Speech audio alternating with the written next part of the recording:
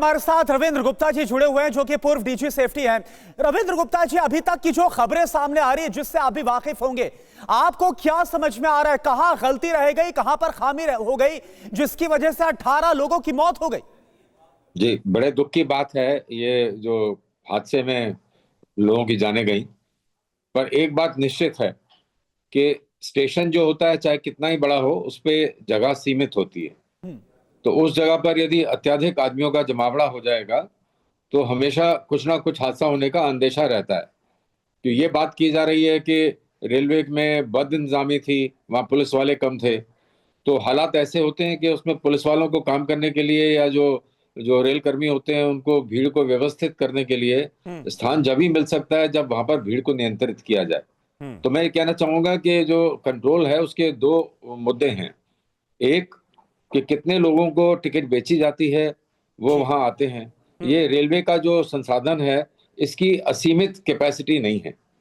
इसकी कैपेसिटी को ऐसे बड़े नहीं, लेकिन रविंद्र जी, समय इस पे बड़े। कैपेसिटी को जिसका आप जिक्र कर रहे हैं, इसे कोई तो मॉनिटर करता होगा ना। मतलब अगर जी, प्लेटफॉर्म पर इतनी भीड़ है तो भी प्रयागराज जाने वाली ट्रेन के लिए हर घंटे 1500 टिकट्स, जनरल टिकट्स काटे जा रहे हैं। तो यहां पर अगर ढंग से व्यवस्था की गई होती, देखा गया होता, तो इतनी भीड़ नहीं बढ़ती प्लेटफॉर्म पर। जब 1500 टिकट हर घंटे काटे जा रहे हैं और एन वक्त पर प्लेटफॉर्म भी बदल दिया जा रहा है, तो यह किसकी गलती है? तो सीधे सीधे रेलवे की गलती है। देखिए, ऐसा है कि जो टिकट काटे जा रहे हैं उसके ऊपर मैं समझता हूँ कि वॉच रखना जरूरी है जी। कि स्टेशन की कितनी कैपेसिटी है और कितनी टिकट हमने दे दी है।